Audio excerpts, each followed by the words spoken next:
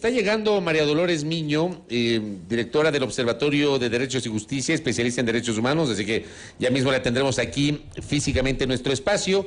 Le saludo telemáticamente al doctor Felipe Rodríguez, quien nos atiende justamente para conversar con nosotros. Vamos a generar esta tertulia con el penalista, que es el doctor Rodríguez, y la especialista en derechos humanos, que es la doctora Miño, para tratar de entender lo que está ocurriendo a nivel del sistema de rehabilitación social e ir desmenuzando estas primeras decisiones anunciadas por el gobierno del presidente Guillermo Lasso a partir de esto que se ha denominado el Acuerdo Nacional para enfrentar la crisis carcelaria. Ya lo vamos a analizar con nuestros invitados. Les saluda al doctor Felipe Rodríguez. ¿Cómo le va, mi doctor? Bienvenido, buenos días.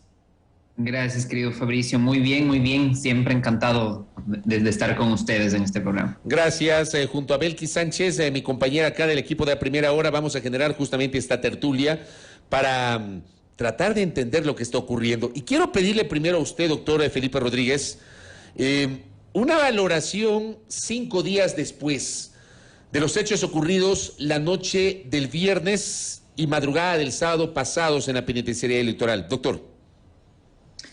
Una valoración. Empecemos por algo. Yo no creo que esto es culpa de este gobierno. Tampoco creo que es culpa del anterior gobierno ni del anterior gobierno. Yo creo que esto es un tema histórico. Y es un tema histórico y quiero empezar por ahí. En realidad, el auge del narcotráfico y de la delincuencia y de los cárteles de droga, en realidad, si bien ya existía en los 80s, en los 90s, pero realmente llegan a su cúspide o empiezan a entrar a esta cúspide a inicios de este siglo. Es decir, a partir del año 2000 es cuando empiezan a tomar aquella fuerza que en su momento tomó Pablo Escobar en Colombia, por ponerles un ejemplo. Y creo que en esa historia todos los gobiernos, eso sí, todos son culpables de haber creído que no se tenía que invertir en esa área del problema. Es decir, hace la última entrevista que tuvimos, Fabricio, te decía que todos están apuntando a obras físicas, pero obras físicas para los que están libres. Es decir, para el final, para los que van a votar y cuyo voto importa. Y ese panorama es el que nos lleva a tener hoy día un problema enorme, pero además no solo de este gobierno, sino de todos, de gente absolutamente inexperta en el manejo de crisis de seguridad. Y cuando digo de gente profundamente inexperta, si quieren nos vamos más atrás y nos vamos al régimen de Rafael Correa, donde se hizo una gran infraestructura carcelaria. En realidad yo creo que, si mis datos no me fallan, al 2014 Rafael Correa logró casi eliminar el hacinamiento carcelario. Sin embargo, lo hizo a través de una infraestructura carcelaria absolutamente caduca y superada hace casi 100 años. ¿Usted se refiere a estos complejos penitenciarios enormes? ¿A eso se refiere? Así es, así es. Es decir, yo considero que la intención era buena. Creo que no existe el mínimo dolo en este proyecto que existió, pero claro, construyeron un sistema de rehabilitación de concreto que no rehabilita, sino que destruye al reo. Y hoy tenemos en cambio un gobierno que, igual que creo que como Correa tuvo la buena intención, creo que el actual tiene la buena intención de solucionarlo, pero están utilizando mecanismos lógicos desde la perspectiva del no experto. Siempre recordemos, el no experto en algo puede llegar a conclusiones lógicas según su propio entender, según algo que se llama la verdad coherencia, porque es coherente con lo que él piensa, pero no es una verdad objetiva. Es decir, no son expertos. Básicamente tenemos a ni siquiera estudiantes, sino a arquitectos entrando al quirófano a operar. Y así no se puede solucionar una crisis carcelaria, se tengan las buenas intenciones que se tengan. Doctor, ¿qué tal? Muy buen día. ¿Cómo lograr un efectivo sistema de rehabilitación social? Sí, entiendo que pasa por un tema de recursos, entiendo que pasa por un tema de experticia, pero lo vemos inclusive tan lejano y más todavía en esta coyuntura. De acuerdo, yo empezaría, a ver, esto tendríamos que, siempre he querido tener una cátedra universitaria que se llame Rehabilitación Social para explicarlo, porque creo que toma un semestre explicarlo, pero yo creo que podríamos empezar con un paso rehabilitatorio que sea, ojo, y esto es muy importante, también un medio de combate a la violencia interna que existe. Y es la más fácil de todas, clasificar a los presos. Y esto es importantísimo porque en la clasificación, suena feo, pero en el etiquetamiento tú puedes tener una diferenciación en cuanto al sistema de rehabilitación que le vas a aplicar a cada uno. El sistema de rehabilitación que tiene que recibir, por ejemplo, un estafador, no es el mismo sistema de rehabilitación de un violador. Y ayer veía, me acabo de enterar, yo no estoy en este momento en Ecuador, pero veía que el entrenador del gimnasio de Daniel Salcedo murió en esta matanza. Y eso quiere decir que se cumple con lo que yo vengo diciendo. En el Ecuador ya no te condenan a pena privativa de libertad, te condenan a pena de muerte. ¿Cómo es posible, y esta es una pregunta que tenemos que hacernos, que una persona condenada por peculado o tráfico de influencias, un delito económico, es decir, que esta persona por cuantos músculos tenga, no está condenado por un delito violento, no por matar a alguien, sino por una sustracción o un perjuicio al patrimonio de un país, esté en la misma sección, en la misma ala o en contacto con personas que están privadas de la libertad por sicariato o por narcotráfico o por delitos violentos? El solo hecho de que, y esto es un tema que se maneja en todo el mundo, ¿no? Las alas violentas no pueden tener contacto con las alas de delitos económicos. Cuando hablo de delitos económicos no me refiero solo a los delitos de cuello blanco del multimillonario como Madoff que estafa a medio mundo. También me refiero, por ejemplo, a un estafador que estafó en $10,000 a alguien. Y el solo hecho de que estén en contacto quiere decir que la rehabilitación ya no está funcionando, porque el estafador, el que comete peculado, el entrenador Daniel Salcedo, que entra a una cárcel por un delito económico y le pones en la misma ala del delito violento, le obligas a convertirse en un tipo violento, le obligas a sobrevivir dentro del medio. Y cuando lo obligas a sobrevivir dentro del medio quiere decir que ya no estamos rehabilitando, estamos construyendo monstruos. Esas muertes me dejan ver a mí que seguimos mal clasificando. Quiero que sepan ustedes que si el día de mañana, no sé, a Fabricio lo condenan porque atropella a alguien, porque todos podemos atropellar el día de mañana, es probable que termine en una celda con los capos del narcotráfico. Y la pregunta es, ¿qué va a hacer para sobrevivir? ¿El Estado le está rehabilitando o el Estado le está destruyendo? Empecemos por ahí, clasificar a los presos según su peligrosidad. Algo básico, pero parece que es tan básico y tan obvio que no nos estamos dando cuenta que hay que hacerlo. El tema es, ¿por qué no se lo hace? O sea, si es tan básico, si es tan sencillo, si es lógico además. Esto que usted plantea, que yo lo leí en la primera parte de este espacio, consta en la parte de conclusiones del informe que hoy será debatido por el Pleno de la Asamblea Nacional, que fue elaborado por la Comisión Legislativa de Soberanía y Seguridad Integral. Se habla justamente de que no han sido separados los privados de libertad. ¿Por qué no se lo hace si es lógico y debería ser sencillo, doctor? Ay, la lógica en nuestro país. A ver, yo me iría también a una parte, Fabricio, es hacernos una pregunta que creo que no nos estamos haciendo, y es, ¿quiénes dirigen las cárceles? Ojo, me refiero no de facto, sino quiénes dirigen institucionalmente las cárceles. Y yo por experiencia, les digo como penalista, porque conozco casi todas las cárceles del país. Normalmente el director de la cárcel es un ingeniero, que evidentemente un ingeniero puede hacerlo, claro que sí, o es un abogado, pero la gran pregunta es, ¿quiénes son? Y lamentablemente terminan siendo cuotas políticas. Yo creo que este es el momento en el cual, y aquí está, esto está lindo para una investigación periodística, preguntarnos quién es el director de cada uno de los centros de rehabilitación social. Por ejemplo, ¿quién dirige la Tacunga? ¿Cuál es su preparación académica en manejo de crisis y en manejo de seguridad? ¿Qué preparación tiene? ¿Qué experiencia previa trae?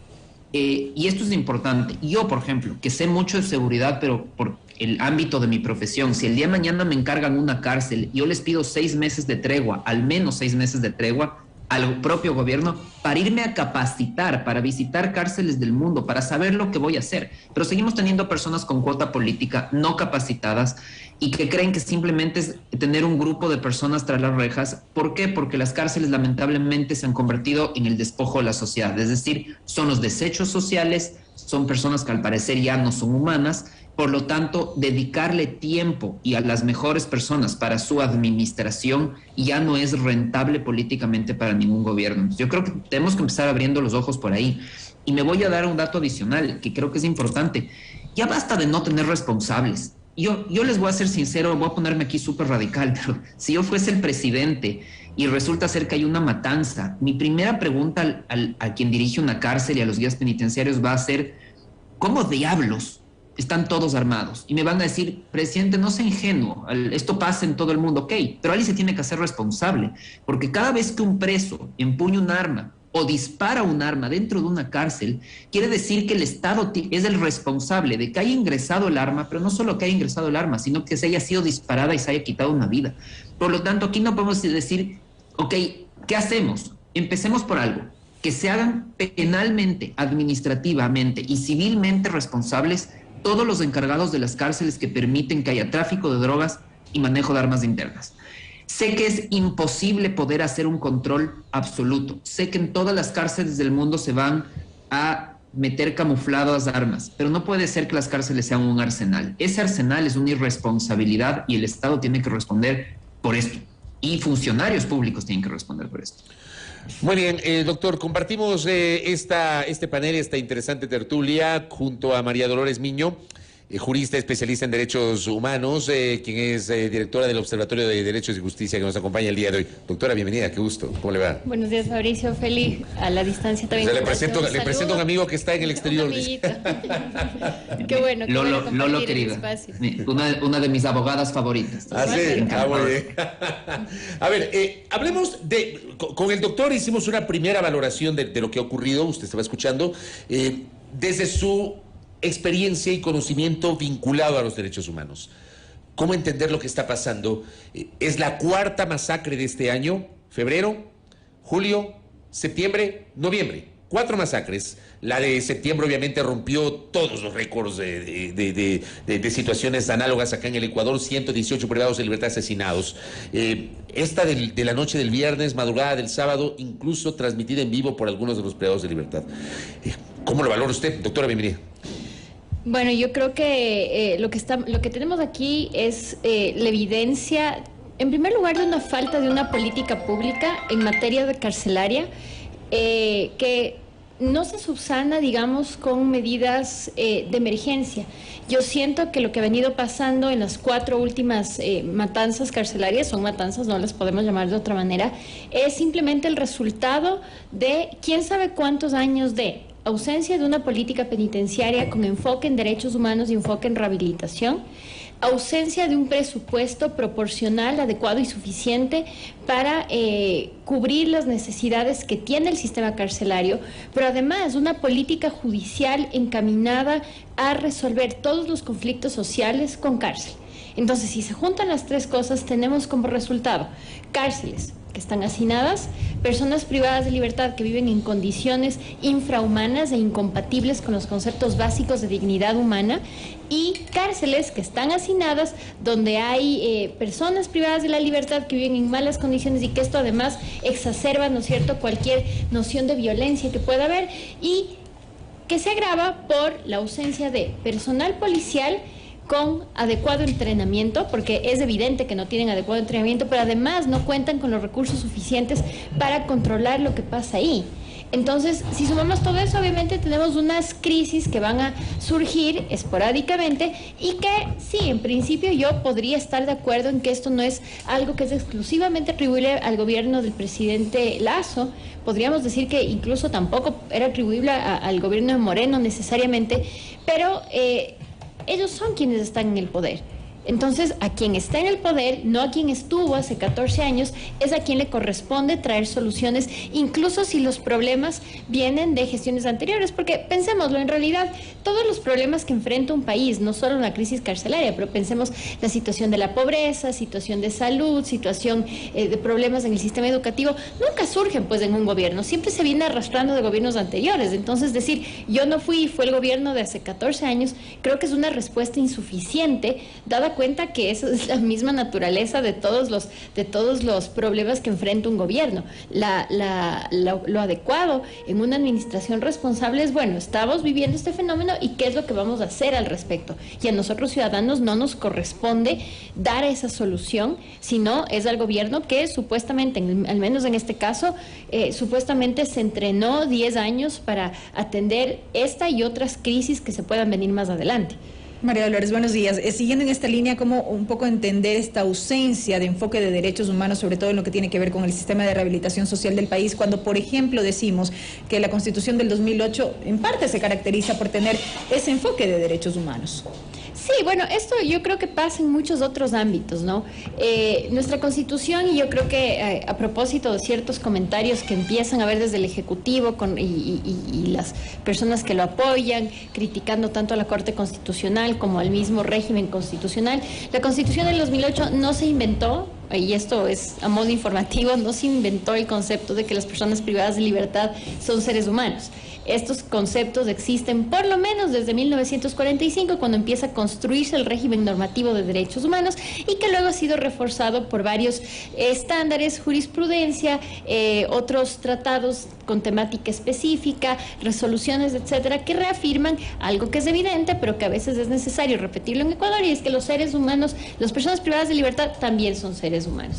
Y ante esto necesitan del Estado la cobertura, la garantía, el respeto y protección de derechos mínimos, como son la dignidad humana, el trato humano, evitar que se prive arbitrariamente de sus vidas, contar con sistema de salud adecuado, incluso en sistemas, en situación de privación de libertad. Ahora, todo esto nosotros lo tenemos consagrado tanto en la Constitución como en los instrumentos internacionales que integran este bloque de constitucionalidad.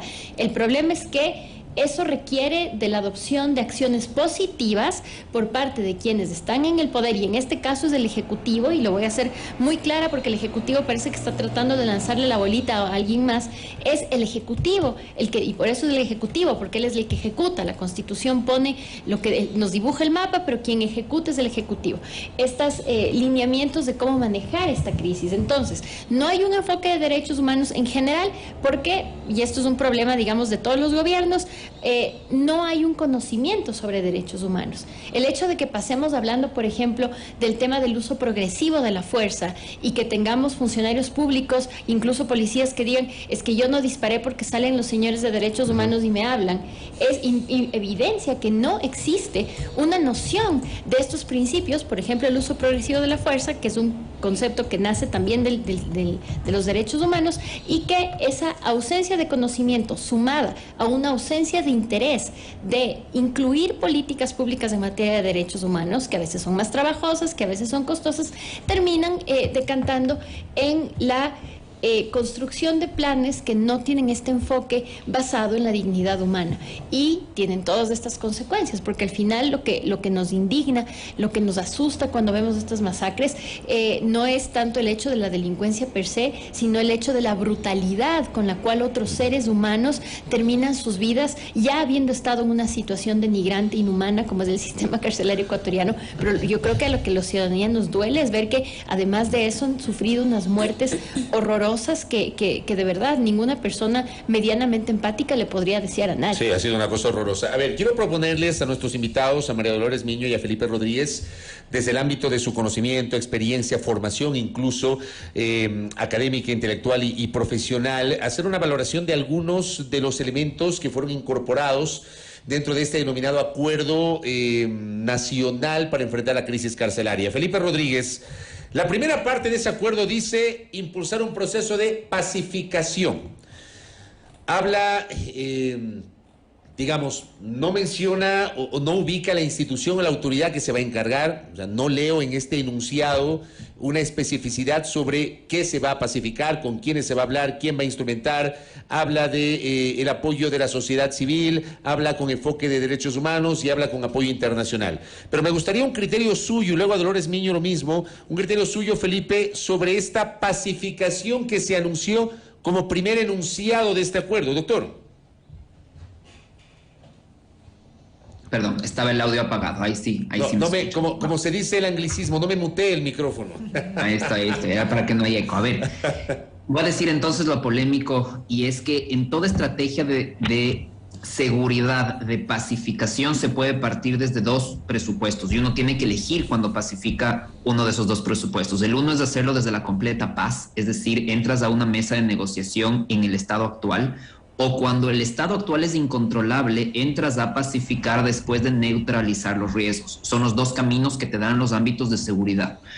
Y si tú entras a neutralizar los riesgos, quiere decir que los policías y militares que han entrado tienen que entrar a golpear. Cuando digo entrar a golpear, no me refiero a entrar ni a masacrar, ni a disparar, ni a torturar, ni a pegar personas, pero tienen que entrar a controlar, desarmar, separar y hacerles sentir a quienes son los capos y quienes administran las cárceles, que son justamente quienes están privados de libertad, que han perdido el control de disponer de su propio espacio físico. El momento que han perdido ese control, puedes entrar a una pacificación. ¿Qué me preocupa? Que normalmente, y así ha sucedido, y lo puedo decir porque conozco bien casos como el mexicano o como el colombiano, en el cual para pacificar tienes que llegar a acuerdos, y esos acuerdos son Estado narcotráfico, ¿ya? Y eso es lo que me preocupa. Es decir, ellos van a decir, ok, paramos de matarnos ¿a cambio de qué? Y ese a cambio de qué, evidentemente, no son necesariamente condiciones dentro de la cárcel, sino son condiciones fuera de la cárcel. Y yo no sé hasta qué punto debamos llegar a acuerdos por condiciones fuera de la cárcel. Y yo sí llegaría a acuerdos si fuese Estado para condiciones dentro de la cárcel. Es decir, ok, tienen 1001 quejas. Ejemplo, ¿ya? Les voy a poner un ejemplo horrible pero real. En la Tacunga no existe agua potable. Y los presos se bañan a las 5 o 6 de la mañana en agua helada, en la Tacunga, que por cierto es bastante frío. Es decir, ¿se pueden llegar a consensos de darles un trato más justo internamente? Sí. ¿Se pueden llegar a consensos sobre no perseguir a ciertos personajes que están fuera de la cárcel, no judicializar ciertos temas, dar apertura o libertad de tráfico de drogas en ciertas zonas? Bajo ningún concepto. El Estado que haga eso es un Estado que pacta con el narcotráfico y habilita el narcotráfico. Entonces, si van a pacificar, que pacifiquen bien, pero que además que se hagan sentir como Estado, ¿no? Esta es una mesa de negociación donde el Estado no se la arrodilla al narco, sino que el narco se la arrodilla al Estado. Si no somos capaces de tener ese tipo de negociación, yo prefiero ir viendo otras alternativas. Cuando digo otras alternativas, de empezar a pensar en una rehabilitación real. Y dejo solo un mensaje porque quiero añadir algo de lo que dijo Lolo hace un momento. Y ella dijo, nos falta enfoque de derechos humanos. Y estoy de acuerdo, pero solo quiero que vean qué curioso y qué hipócrita ha sido la sociedad. Si nunca hubo enfoque de derechos humanos es porque no eran humanos, porque eran desechos sociales. Y hoy que se empiezan a matar, nos empieza a importar. Y la sociedad empieza a decir, ah, no, sí han sido humanos. Un poco tarde para darse cuenta, gente que nos escucha, un poco tarde para darse cuenta que eran humanos y tenían derecho a una vida digna. Dolores Miño, en el mismo concepto, o sea, ¿qué implicaría una pacificación si es que finalmente se da paso a esto? Efectivamente, solo quiero complementar una cosa que dijo Felipe en este momento, y es que recién ahorita en las crisis carcelarias nos damos cuenta que las personas privadas de la libertad son seres humanos. Y yo me voy a atrever a discrepar por eso, porque si uno ve, por ejemplo, comentarios en redes sociales o las conversaciones del día a día del ciudadano de a pie, lo que dicen más bien es qué bueno que se maten entre ellos, precisamente por lo que él dice, son percibidos como los desechos sociales. Ojalá se maten, qué bueno que se maten. Entonces, claro, ahí está. Algunos hablan de limpieza social inclusive, exacto, ¿no? A eso iba. Entonces, incluso hay esta percepción, que no sé qué tan cierta sea, de que esto se trata más bien de una suerte de limpieza social donde, bueno, esto que son los últimos despojos de la sociedad se maten entre ellos, ¿no? Entonces, a ver, un tema de negociación yo creo que supone aceptar que el Estado no está en capacidad de ejercer un control sobre estas personas que están actuando al margen de la ley y al margen de la ley.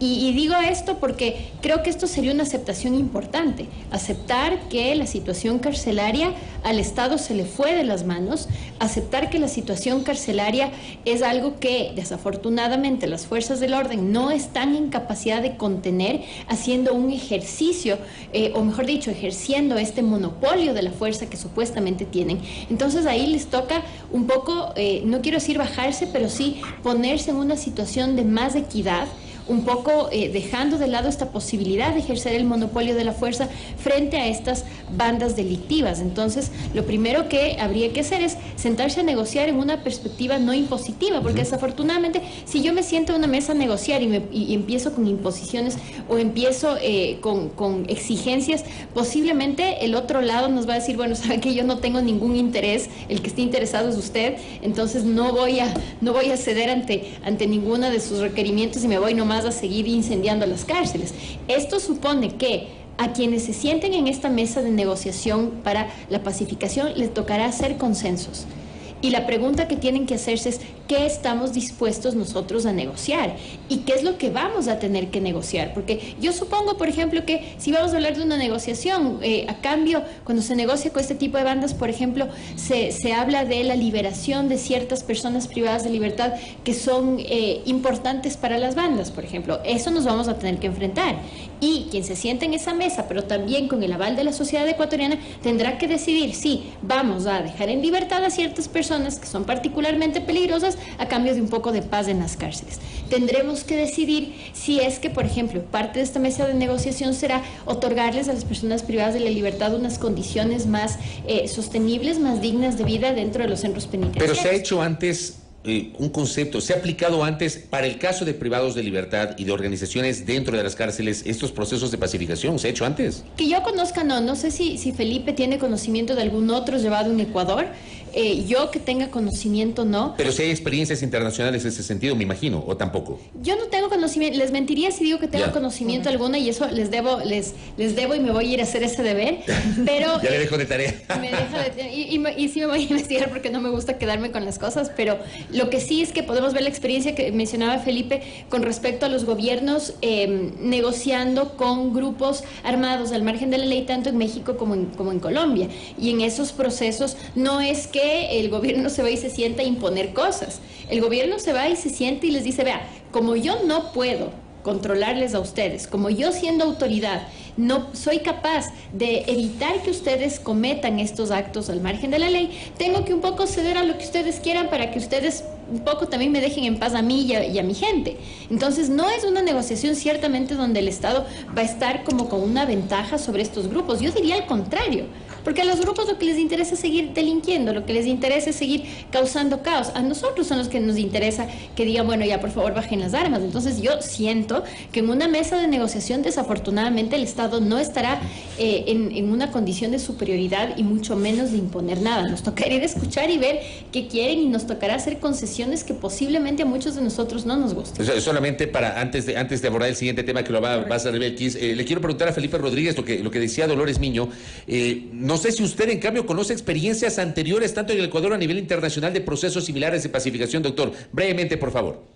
Brevemente, recordemos que en Colombia, además de los capos de la droga y de las FARC y de los grupos revolucionarios armados, como los distintos tipos de guerrilla, también tenemos un grupo llamado los extraditables, que justamente estaba encabezado por Pablo Escobar. Se llamaban los extraditables porque lo que más terror les daba a los cárteles de droga en Colombia era ser extraditados a Estados Unidos, donde ya no podían manejar ni las cárceles ni al Estado como su propia hacienda. Y uno de los acuerdos que llegaron los gobiernos colombianos en su momento con los extraditables era para frenar la violencia que existía en las cárceles, pero sobre todo los secuestros, que era un tema que preocupaba muchísimo a la sociedad colombiana. Se pusieron dos condiciones. Uno, liberar algunos de los extraditables que estaban en proceso de extradición, y dos, frenar los procesos de extradición que estaban vigentes. Se negoció de esa forma, se negoció con el narco, y al final el resultado daría con un Pablo Escobar siendo acribillado en los techos de Bogotá, pero eso es, o de Medellín, ya no me acuerdo, pero sí existen antecedentes. A mí en lo personal no me gusta, solo para aclaración, yo estoy de acuerdo con Lolo, no se puede entrar pateando la mesa, pero tampoco se puede entrar en posición de debilidad. Por eso yo sí creo que hay que hacerle sentir al narco, a la mesa de negociación, que ellos no toman todas las decisiones. Siempre hay que ceder. Lo que tenemos que pensar es qué estamos dispuestos a ceder, pero además qué es legal ceder y qué es ilegal ceder. Correcto, doctor.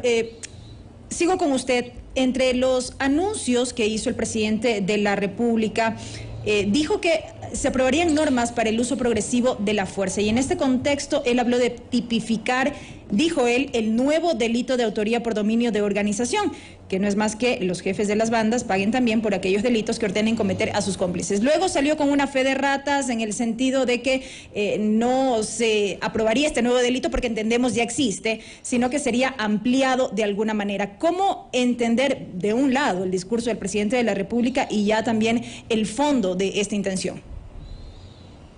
Perfecto. Voy a empezar, antes de entrar a esa fe de ratas, pero voy a empezar por algo. El Ecuador ya tiene una ley de uso progresivo de la fuerza, ya tiene un reglamento de uso progresivo de la fuerza, y es la primera y última vez que voy a decir esto en mi vida, pero es una de las buenas obras de José Serrano. Olvídense que dije eso, ¿eh? Pero el reglamento funciona y el reglamento está bien hecho. Es decir, el reglamento no es más en realidad que un copy-paste de normativa y de soft law que existen a través de convenios internacionales y de convenciones internacionales, pero que establecen cuál es el uso progresivo, es decir, tengo que empezar de menos a más y cuándo puedo utilizar la fuerza letal. Entonces, Si nos dicen que ellos quieren reformar el reglamento, la ley del uso progresivo de la fuerza, no se me ocurre qué más puedan añadirle, o por ahí puedo tener alguna idea.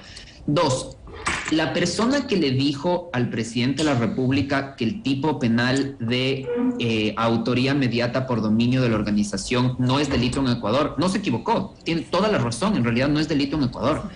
Y estoy de acuerdo con Lazo en eso. En lo que les olvidaron de decirle, y eso era importante, es que la autoría mediata por dominio de la organización no es un delito, es una forma de participación, así como, por ejemplo, la complicidad. Nadie se va preso por ser cómplice, alguien se va preso por ser, por ejemplo, cómplice de un asesinato, ¿ya? Entonces, decir que ese delito no está tipificado es real, pero no es real decir que deba ser un delito. Y también les quiero decir algo súper grave. Si es que no existiría la autoría inmediata por dominio de la organización criminal en nuestro ordenamiento jurídico, si no podría ser manejada así la autoría inmediata, entonces en el caso Arroz Verde tendrían que todos ser liberados, ¿no? Porque de eso se les acusó. Cuidado, van a decir esto no existía, entonces ¿con qué acusaron y con qué condenaron en su momento? Entonces sí existe. Creo que fue un error, pero además es lo que me sigo quejando, quienes me escuchan deben estar hartos que diga esto, pero seguimos teniendo gobiernos que utilizan derecho penal simbólico y que nos quieren hacer creer que tipificar nuevos delitos van a solucionar los problemas de la sociedad. Si es que eso fuese cierto, tenemos entonces que botar a la basura el Código Orgánico Integral Penal porque no ha solucionado nada. Tenemos aún violadores, tenemos aún femicidas, tenemos aún estafadores y los delitos existen. La tipificación de delitos no desaparece los problemas sociales. Y voy a añadir algo que hay unos penalistas que me querrán matar con lo que digo, pero el derecho penal no es preventivo, el derecho penal es represivo, reprime actos que sucedieron en el pasado. Si fuera preventivo, entonces solo con tener el código estaríamos todos salvados de que se cometan delitos. ¿Cuál es mi mensaje en cuanto a este punto al gobierno? Dejen de querer cambiar las normas que tenemos son suficientes, por favor, aplíquenlas. ¿Los policías pueden disparar? Sí pueden disparar. La ley ya establece bajo qué condiciones pueden disparar. La única reforma que yo sería o el único cambio es, lamentablemente, por algo obvio. Yo les entiendo una parte a los policías. Disparan, se les inicia un proceso penal, les suspenden o dan la baja de su institución y seguramente ganarán luego, pero después de que su vida ha sido un infierno. Y gran parte de ese infierno la tiene también la culpa la Fiscalía. La Fiscalía tiene que entender que cuando se verifica, ojo, se verifica, caso por caso, que ha existido uso progresivo de la fuerza o legítima defensa de terceros, no puede ser que el primer acto sea la detención y la prisión preventiva del propio policía. Es decir, entra, dispara a alguien dentro de una cárcel y luego termina en la misma cárcel con el compañero del que disparó. Es decir, esta estructura o este análisis que está haciendo Fiscalía es errado. ¿Debería hacerse una reforma en ese sentido? Inicialmente no, porque la Fiscalía puede optar por no seguir un camino así de abrupto. Siempre tiene que existir una investigación, pero digo, no una detención y prisión preventiva del policía o del militar. Pero al parecer deberíamos modificar las reglas porque lo que es obvio para mí no está siendo obvio para Fiscalía. Entonces, yo sí creo que se tiene que dar más garantías a los policías y militares para que puedan hacer lo que la ley dice. No tenemos que cambiar la ley porque la ley ya establece lo que se tiene que hacer, lo que se puede hacer. Lamentablemente no se la está aplicando. Correcto, doctor. María Dolores Miño.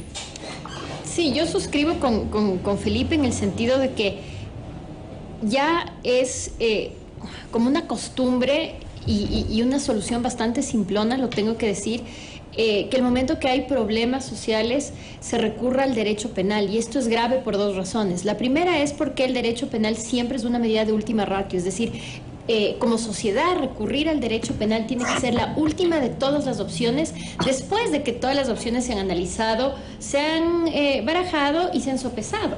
Entonces no puede ser nuestra primera respuesta a cualquier cosa que pase incrementar, aumentar normas de derecho penal, no va por ahí. Y en segundo lugar porque eso, y repito, es un ejercicio que a mi criterio es bastante simplón, porque pasa por pasar un artículo sin testearlo y sin hacer estudios previos de su efectividad en la práctica.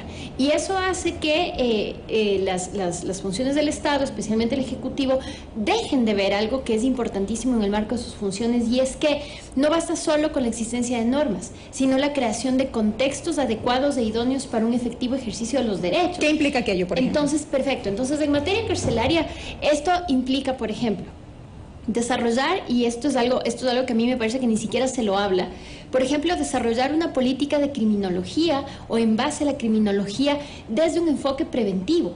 ¿Por qué no estamos pensando en este momento? Yo sé que necesitamos resolver una situación que es urgente, entonces si hay que atacar esa urgencia, pero también pensar con un enfoque preventivo.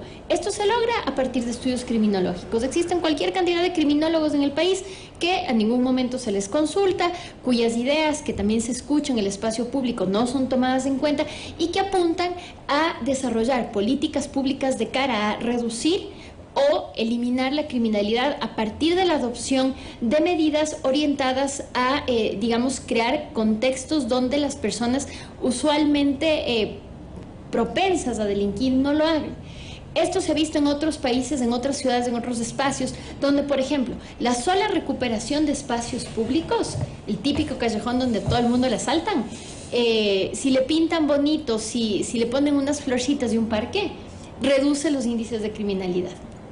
Poner una biblioteca en una zona donde hay pandillas de adolescentes, 5 años después, 10 años después, reduce la criminalidad. Nosotros no estamos pensando con un enfoque preventivo, estamos pensando con un enfoque ex post. Entonces, en general, recurrir a la vieja confiable de hacer una ley que en la práctica no va a dar los efectos, y no va a dar los efectos, ya voy a explicar por qué, no puede en este momento ya ser una solución adecuada y suficiente. Ahora, con respecto al tema del uso de la fuerza, a mí lo que me sorprende es que, insisto, parece que habláramos de un concepto que se inventó ayer. Este es un concepto que ya existe, que está ampliamente desarrollado, tanto en la jurisprudencia como en la doctrina, como en la literatura. Entonces, yo creo que si tuviéramos funcionarios públicos efectivamente comprometidos a ejercer este uso de la fuerza con proporcionalidad y en el marco de los derechos humanos, lo podríamos hacer. Pero desafortunadamente tenemos, por ejemplo, personal policial que no ha sido adecuadamente entrenado, y entrenar no es hacerles una capacitación de un día donde se les lee las normas, se les tiene que hacer ejercicios prácticos donde ellos puedan hacer esta valoración para que el rato que ya estén en terreno y se enfrenten a estas situaciones puedan responder adecuadamente. Entonces, yo creo que más allá del tema de reformar o no la ley, aquí estamos en vacíos de conocimiento de los funcionarios públicos que están llamados a poner en práctica estas leyes. Entonces, podríamos consentir que se tiene que reformular las normas en el ordenamiento interno que regulan el uso progresivo de la fuerza. Yo personalmente me asusto cuando escucho eso, porque me da la impresión que se quiere como un poco modificar la cosa para darles más margen de uso de la fuerza, y eso a veces es peligroso, ¿no? Pero asumamos que esa es la solución. Si es que se modifican esas normas, de todas maneras se requiere al menos de 3 cosas. Primeramente, se requiere de personal policial y militar bien entrenado con respecto al uso progresivo de la fuerza. Y bien entrenado no es decirles, como creo que equivocadamente les han dicho, porque a veces se escucha esas cosas, que no pueden nunca disparar a un delincuente que está atacando a un ciudadano, por ejemplo, porque vienen los señores de derechos humanos a hablarles. Eso no es el uso progresivo de la fuerza. Indicarles ya con ejemplos prácticos cuando existe mayor violencia, se puede recurrir a un uso más agresivo de las armas letales. Y en esto hacer un paréntesis, que de ninguna manera está absoluta y terminantemente prohibido, por ejemplo, la incursión de Fuerzas Armadas. En ciertos casos sí se permite la incursión de Fuerzas Armadas, y esto podemos hablar más adelante. Claro que sí.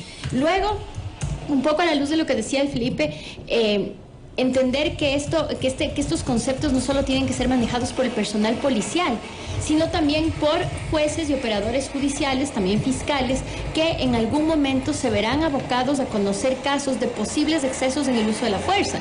Entonces, a mí como policía no me sirve de nada estar bien entrenado en el uso progresivo de la fuerza si alguien me va a acusar de haber hecho un ejercicio abusivo y me enfrento a fiscales que no entienden el concepto, que no manejan estos niveles de gradación, y luego con jueces que, nuevamente, por ese desconocimiento, terminarán reafirmando acusaciones de fiscalía carentes de asidero. Entonces, aquí tenemos una de las aristas, que es el tema capacitación.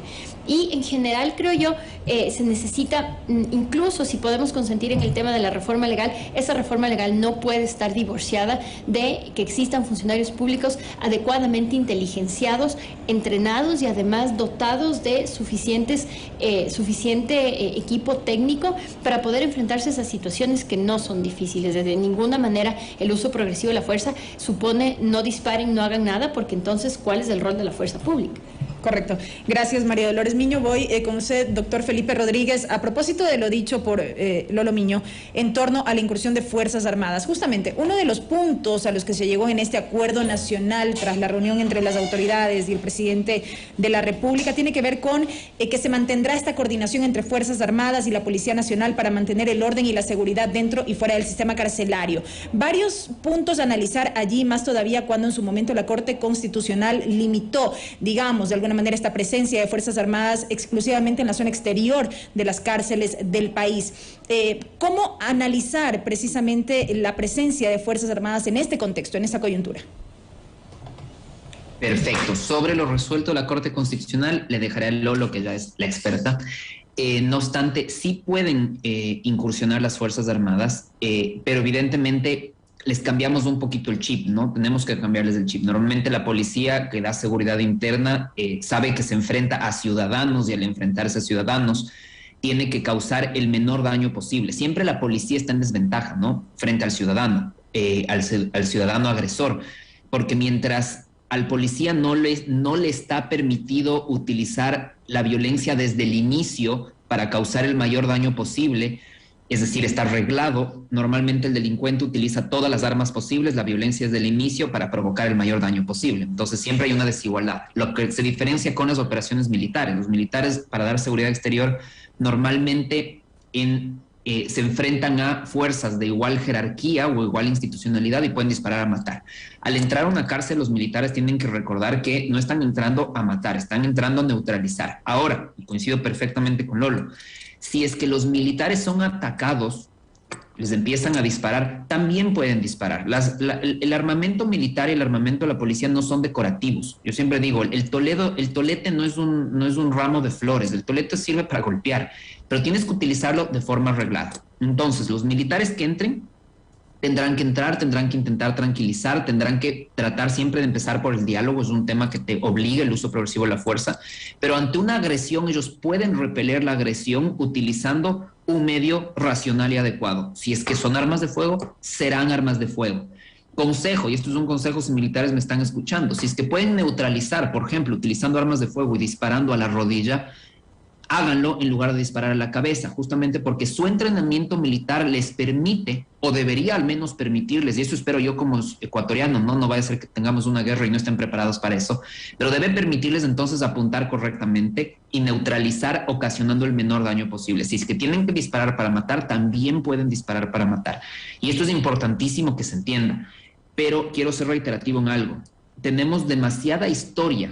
Y esto también puede ser un tema perjudicial y me voy a meter en un tema delicado ahorita, pero tenemos demasiada historia de persecución también a nuestras fuerzas de seguridad. Y le duela a quien le duela del público que me está escuchando, esto lo instauró la Fiscalía Galo Chiriboga. La Comisión de la Verdad, que se dedicó en muchos casos y de forma correcta a perseguir casos de, por ejemplo, de la época de León Férez Cordero, donde se torturaba y masacraba a ciudadanos, es correcto, pero también se han dedicado a perseguir militares y policías que no tuvieron nada que ver o que estuvieron en casos como los actuales, por ejemplo, entrar a una cárcel y defenderse, y después de 20, 30 años terminas teniendo procesos penales cuando ya estás jubilado, cuando ya estás ya eres pasivo, y tu vida termina siendo un infierno. Entonces, también tenemos una historia de aterrorización a nuestras fuerzas armadas y a nuestra policía. Yo también creo que por ahí deberíamos ir haciendo un mea culpa y de pedirle y exigirle también a nuestras autoridades judiciales que apliquen la ley con la rigurosidad que exige que apliquen la ley contra policías, militares y presos. Contra todos se tiene que aplicar la ley, pero se la tiene que aplicar de forma correcta. Y su forma incorrecta de aplicarla es lo que está haciendo que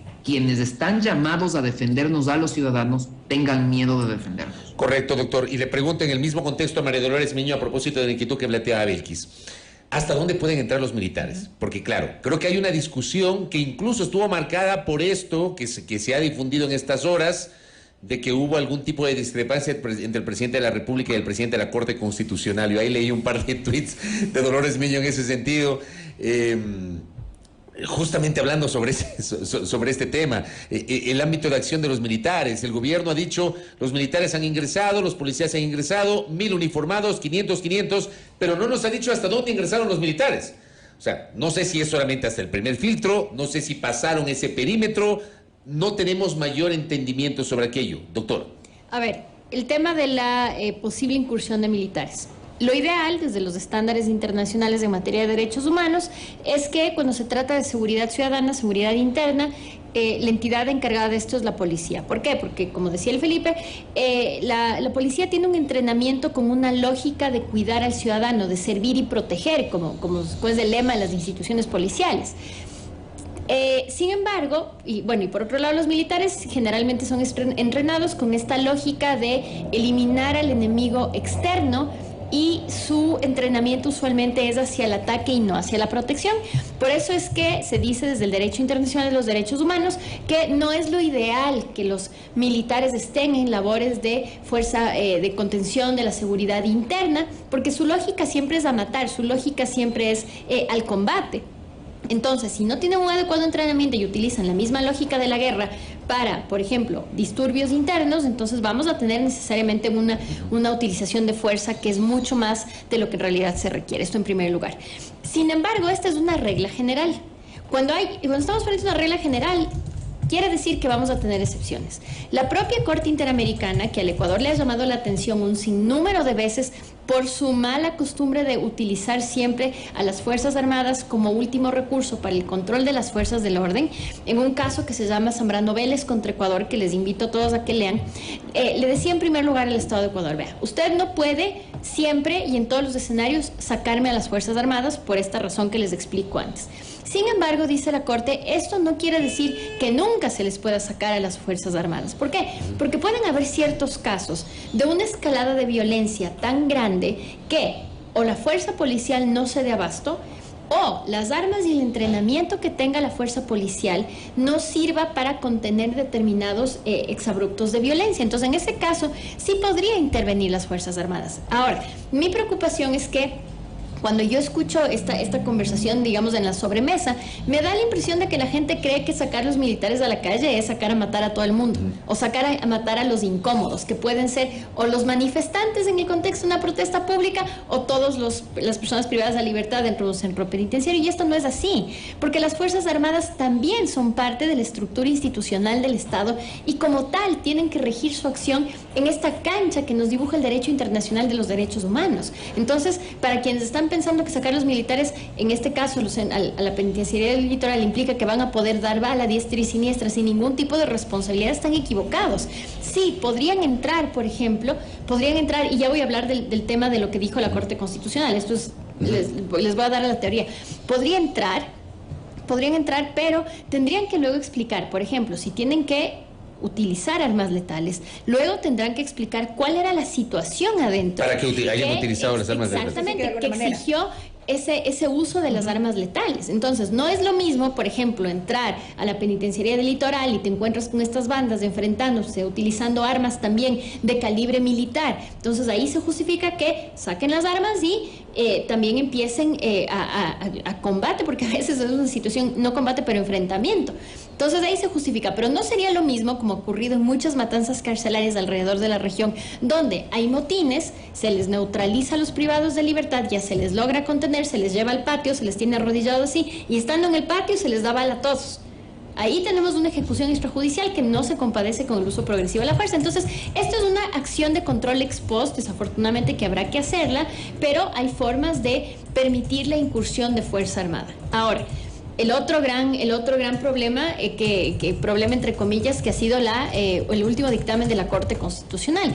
A muchos de nosotros, en primer lugar, nos sorprendió que la Corte Constitucional haya dado un aval parcial a ese estado de excepción, porque ya se le había dicho en varias ocasiones al Ejecutivo que no se puede sacar estados de excepción de manera, digamos, como que fuera, no sé, comida rápida. Cada vez que hay una emergencia se declara un nuevo estado de excepción sobre el cual no se hace nada. Y porque las sentencias anteriores de la Corte ya establecían toda una serie de disposiciones para generar una política pública de mediano y largo plazo, ¿no? Exactamente. Entonces, ¿qué ganamos con un nuevo estado de excepción? ¿Para qué nos sirve el estado de excepción? Y esto es importante saber para evaluar las gestiones del gobierno desde el anterior estado de excepción al presente. Lo que permite un estado de excepción es un mayor margen de acción al poder público que podría ser, y generalmente es en estos contextos, la utilización de fuerza pública, por ejemplo, Fuerzas Armadas, y ya no solo la policía, pero también se permite ciertas restricciones al ejercicio de derechos. Por ponerles en términos muy simples, en un estado de excepción el gobierno tiene más margen de acción para poder solventar esta crisis que por medios ordinarios no lo puede hacer.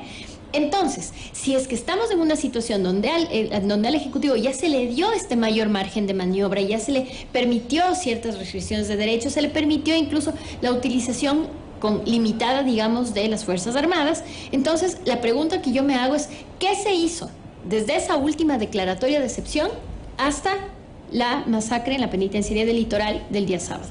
No hay, yo he visto los informes y las cadenas y las ruedas de prensa, yo no he escuchado que se haya justificado las acciones concretas que ya en ese contexto se podía adoptar. Entonces, si se adopta un estado de excepción, si al gobierno se le da este mayor margen de acción y no están haciendo nada, pues entonces, ¿para qué estamos declarando estados de excepción? En primer lugar, lo que sí se hizo, y Felipe no me va a dejar mentir porque estábamos en una audiencia esos días, es que con posterioridad a esta declaratoria de emergencia salieron varios militares a la avenida Amazonas, aquí cerquita.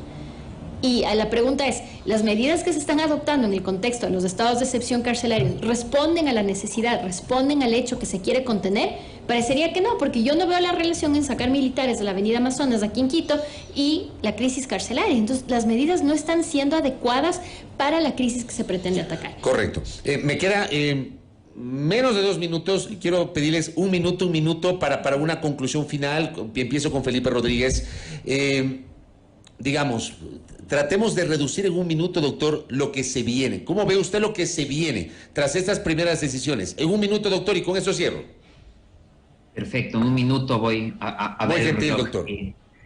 No, a ver, mis conclusiones son que tal vez es que existe voluntad política, se pueda pacificar y podamos entrar a un momento de paz con las cárceles. Pero lo más importante, y voy a reiterar algo que lo dije en la última entrevista, volveremos a tener esta entrevista en 3-4 años y volveremos a tener las mismas masacres. Mientras no se entienda que las cárceles están llenas de gente pobre, sin educación y privadas de la libertad en su mayoría, de hecho en su 90% por delitos contra la propiedad y narcotráfico, mientras no entendamos quiénes son los que están ocupando las cárceles, entonces no podremos empezar a entender en quién tenemos que trabajar, y es en sus hijos, es en sus descendientes, es en quien viene a continuación. Eso no es políticamente rentable. Por eso, Fabricio, nos veremos cada 3 años en una entrevista de crisis carcelaria con más muertos y con más gobiernos que están dispuestos a darnos soluciones inmediatas, es decir, de corto plazo, pero donde el mediano y el largo plazo seguirán siendo un sueño que seguiré teniendo.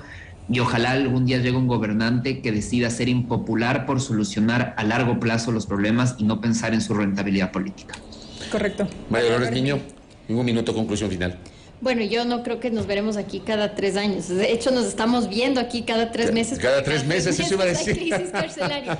A ver, yo suscribo con Felipe en el sentido de que si bien se tiene que atender a la emergencia actual, también se tienen que tomar medidas de prevención de la delincuencia a través de estudios criminológicos serios y respaldados, si es que es posible, con expertos internacionales o personas que tengan alguna experiencia en reducción del crimen.